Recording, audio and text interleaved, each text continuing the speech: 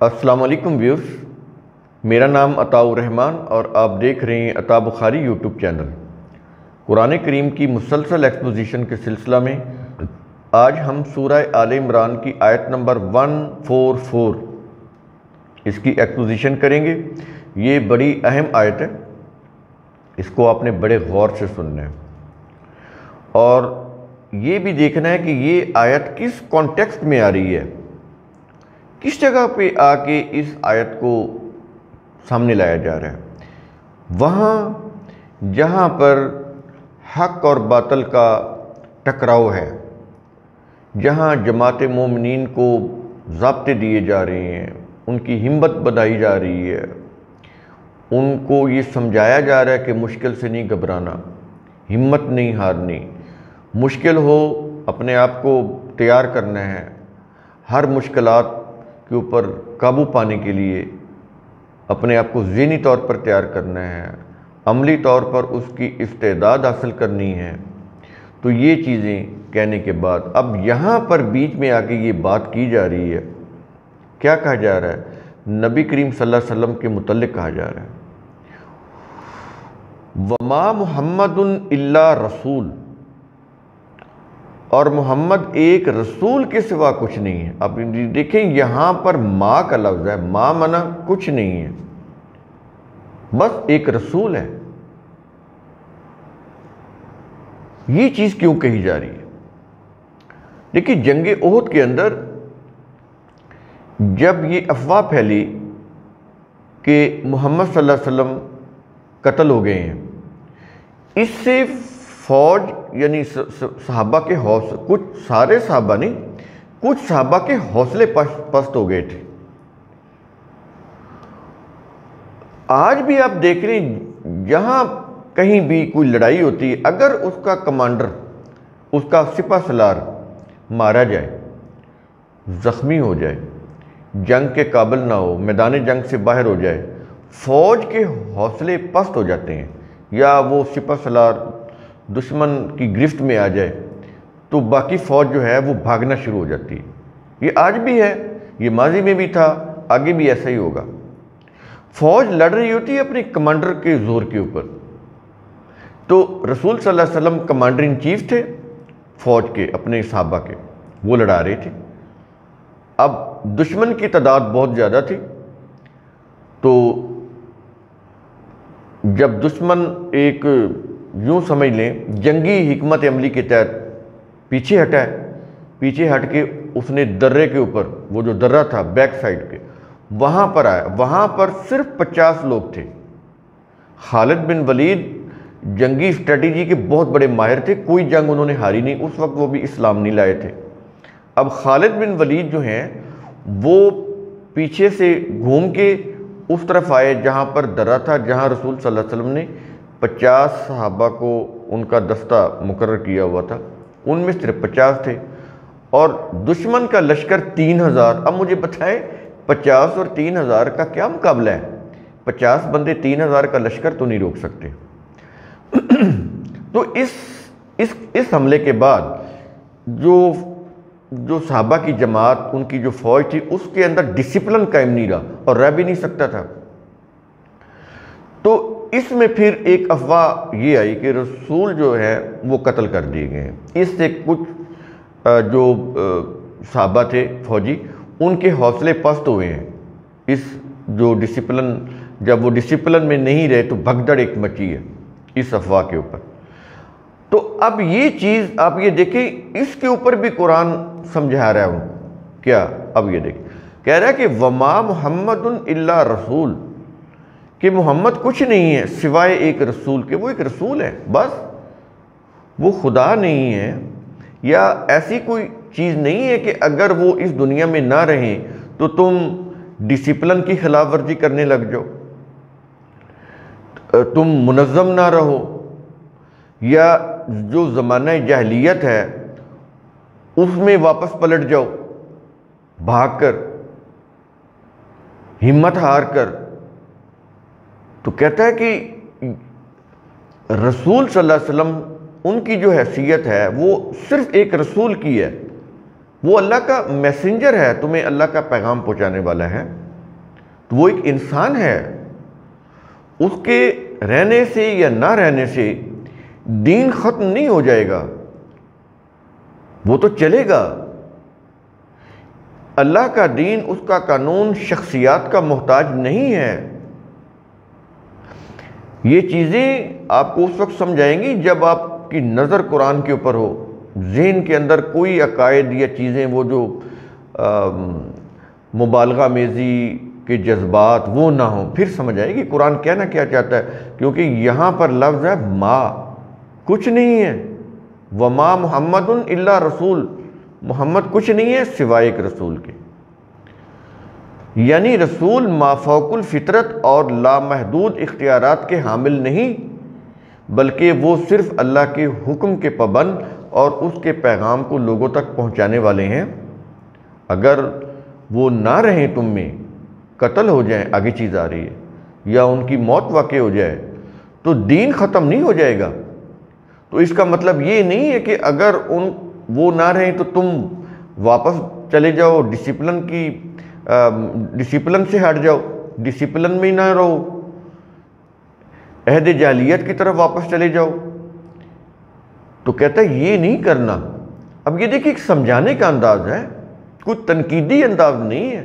تنقید اور چیز ہوتی ہے، سمجھانا اور چیز ہوتا ہے۔ اب ان کو سمجھایا جا رہا ہے، آگے خود وضاحت کر رہے ہیں، کہہ رہا ہے قد خلت من قبلہ الرسل،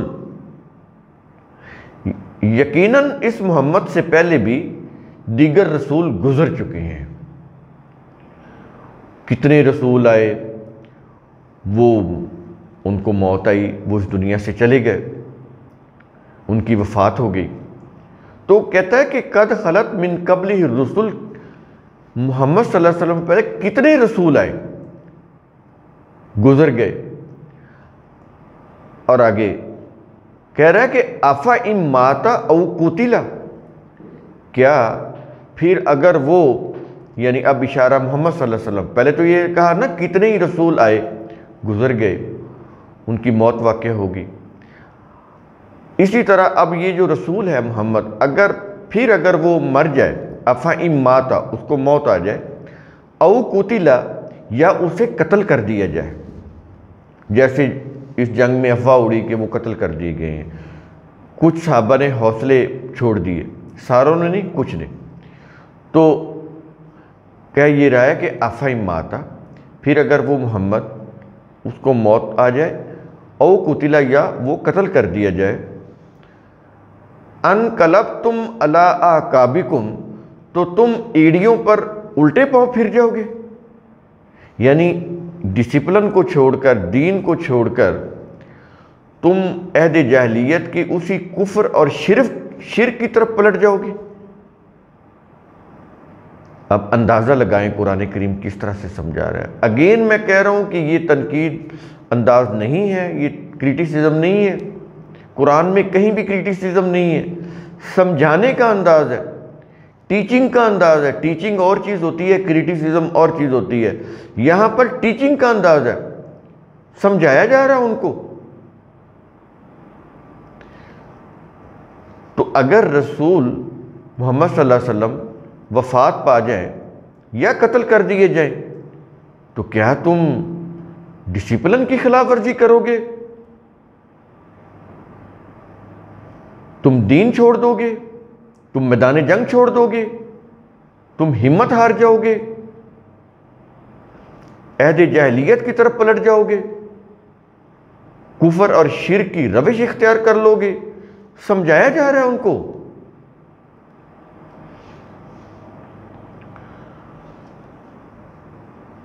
تو انقلبتم علی اعقابکم، یعنی کیا اللہ کا دین شخصیات کا محتاج ہے کہ کسی کی موت کے بعد تم دین کا اجتماعی فلاحی نظام چھوڑ کر کفر کے تباہ کن نظام کی طرف پلٹ جاؤ؟ کیا اللہ کا دین، اس کا قانون شخصیات کا محتاج ہے کہ وہ نہ رہیں تو تم بھی اس کے اوپر نہیں رہو گے؟ اگر کوئی شخصیت ہے، وہ بڑی ہی اعلیٰ منصب کے اوپر ہے، اگر وہ نہ رہے، اس کو موت آ جائے یا وہ قتل ہو جائے یہ میدان جنگ کے اندر، تو پھر تم یہ سارا نظام کیا سمجھو گے؟ یہ ختم ہو گیا دین کا؟ یہ جھنجھوڑ رہا ہے، تربیت کر رہا ہے صحابہ کرام کی۔ اور آگے کہہ رہا ہے وَمَن يَنْقَلِبْ عَلَىٰ عَقِبَيْهِ، اور جو کوئی اپنی ایڑیوں پر الٹے پاؤں پھر جائے گا، یعنی دین کا یہ نظام چھوڑ دے گا، ڈسپلن کی خلاف ورزی کرے گا، میدان جنگ چھوڑ دے گا، واپس اپنی کفر اور شرک کی روش کے اوپر پلٹ جائے گا جو عہد جاہلیہ میں تھی۔ جو قوم اللہ کے دین کو چھوڑ کر کفر کے تباہ کن نظام کی طرف پلٹ جائے گی، یہ کہہ رہا ہے، تو پھر کیا ہوگا؟ فَلَن يَضُرَّ اللَّهَ شَيْئًا، تو ہرگز اللہ کو کچھ بھی نقصان نہیں پہنچا سکے گا۔ کوئی بھی قوم ہو، اگر وہ دین کو چھوڑ دیتی ہے، اللہ کے قوانین کو چھوڑ دیتی ہے، میدان جنگ میں ہمت ہار جاتی ہے، پیچھے ہٹ جاتی ہے، وہ یہ کہتا ہے کہ وہ قوم اپنا نقصان خود کرے گی، ہمارا کوئی نقصان نہیں ہے، ہم تو سمجھا رہے ہیں، تنبیہ کر رہے ہیں، وارن کر رہے ہیں، ضابطے دے رہے ہیں، رہنمائی کر رہے ہیں تمہاری۔ اگر تم نے ایسا کچھ کیا تو پھر تمہارا نقصان ہوگا، اس میں اللہ کا، اس کے قانون کا کوئی نقصان نہیں، اس کو تو کوئی نقصان نہیں۔ تم نقصان پہنچاؤ گے تو اپنے آپ کو ہی پہنچاؤ گے، کسی اور کو نہیں۔ اور اس آیت کا اختتام سنیں آپ کیا ہو رہا ہے، کہہ رہا ہے کہ وَسَيَجْزِي اللَّهُ الشَّاكِرِينَ، اور اللہ شکر کرنے والوں کو عنقریب جزا دے گا۔ جو قوم بھی، اب شکر کیا ہوتا ہے ہم نے کئی دفعہ آپ کو بتایا، اللہ نے جو پوٹینشل دیا ہوا، جو صلاحیتیں دی ہوئی، جس میں عقل و فکر کی صلاحیت سب سے بڑی، ہاتھ پاؤں کس سے کام کرنے کی جو صلاحیت وہ تو ہے، یہ عقل و فکر کی صلاحیت سب سے بڑی صلاحیت، دیکھنے کی بھی صلاحیت ہے، سننے کی بھی ہے، بولنے کی بھی ہے، چکھنے کی بھی ہے، سونگھنے کی بھی ہے۔ تو کہتا ہے کہ ان صلاحیتوں سے جو قوم کام نہیں لیتی، اپنی اصلاح نہیں کرتی، کیپیبلٹی حاصل نہیں کرتی، تو وہ قوم تو پھر تباہ ہو جاتی ہے۔ اور جو قوم ان چیزوں سے کام لے کر اپنی صلاحیتوں میں اضافہ کر لیتی ہے، یہ ہے وَسَيَجْزِي اللَّهُ الشَّاكِرِينَ، کہ یہ پھر شاکرین ہوتے ہیں۔ اپنی صلاحیتوں کو، ان کی نشوونما کرنا، ان کو استعمال میں لانا، صحیح فیصلے کرنا، استعداد، قابلیت حاصل کرنا، تو ایسے لوگوں کو قرآن الشاکرین بول رہا ہے۔ یہ نہیں کہ یا اللہ تیرا شکر ہے تو بس وہ منہ پر ہاتھ پھیرا تو یہ اللہ کا شکر ہو گیا، یہ نہیں ہے۔ جو صلاحیتیں دی ہیں ان کو یوٹیلائز کرنا، صحیح طور پر کنسٹرکٹیو نتائج اخذ کرنا، تخریبی نتائج نہیں، کنسٹرکٹیو، تعمیری کام کرنا، اور وہ فروٹفل رزلٹ حاصل کرنا بھرپور طریقے سے، ایسا کام کرنے والے قرآن ان کو الشاکرین بولتا ہے۔ تو یہ ہے شکر کرنے والے۔ تو ایسے لوگ جو ہوتے ہیں، اللہ کہہ رہا ہے کہ ان شکر کرنے والوں کو اللہ عنقریب جزا دے گا۔ یعنی تم جنگوں میں فتوحات حاصل کرو گے، تم نے قابلیت حاصل کی ہے، حاصل کر رہے ہو، تو اس کی روح سے تم اپنی صلاحیتوں کی نشوونما کر رہے ہو، اپنی قابلیت، استعداد میں اضافہ کر رہے ہو، تو اس کا نتیجہ کیا ہوگا؟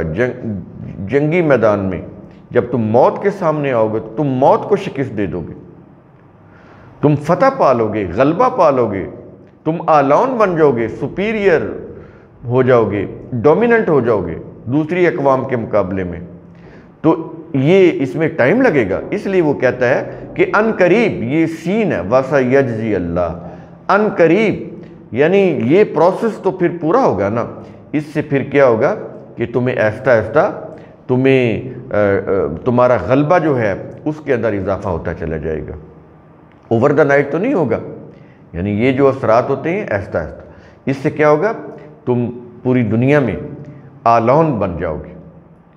ایک وقت آئے گا کہ ان جنگوں کے بعد جب ان فتوحات کے بعد تمہیں جب خوشحالی ملے گی، حکومت ملے گی، اقتدار ملے گا، تم اللہ کی حکومت قائم کرو گے، تو پھر تمہارا جو غلبہ ہے وہ باقی اقوام کے اوپر وہ ہو جائے گا اور تم کامیاب ہو جاؤ گے۔ تو یہ عنقریب ایسا ہوگا اگر تم متواتر مسلسل اللہ کے قوانین کی صداقت کے اوپر یقین رکھتے رہے، ان کی روح سے جدوجہد کرتے رہے، تو اللہ عنقریب تمہیں یہ جزا دے گا۔ اور اللہ نے دی۔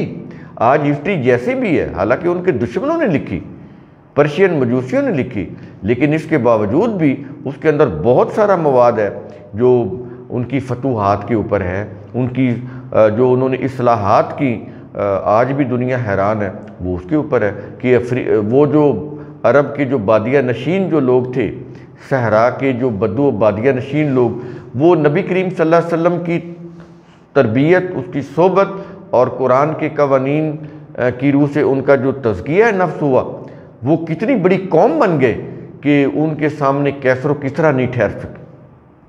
تو اس ہسٹری میں یہ جو میری کتاب عظمت رفتہ ہے، اس میں نے وہ ہسٹری کا یہ جو رخ ہے ان کی فتوحات کا، اصلاحات کا، پورے یوں کہہ لیں کہ بڑے ہی تحقیق کے ساتھ اور ود ریفرنسز اس کو پیش کیا ہے۔ تو جو بھی ان کو پڑھنا چاہے وہ اس کو لیں اور اس کو پڑھیں، اور ان کو پھر اندازہ ہو جائے گا کہ قرآن کریم کی یہ جو آیات ہیں بالکل اس کے یوں کہہ لیں کہ اس کی بالکل اس کے مطابق چلتی چلی جا رہی ہیں چیزیں، جو صحابہ کرام کے متعلق اللہ تعالیٰ نے اپنے قرآن کے اندر شہادات دی، اس کا عملی ثبوت جو ہے وہ بھی ملتا چلا جاتا ہے کہ کس طرح سے انہوں نے حکومتیں، ریاستیں، اللہ کی حکومت قائم کی، اور پھر دنیا کی کوئی طاقت ان کے اقتدار کے سامنے ٹھہر نہیں سکی۔ یہ چیز تو قرآن کا اصول ثم تتفکروا، اس کی روح سے آپ خود بھی سوچا کریں، غور و فکر کیا کریں۔ شکریہ۔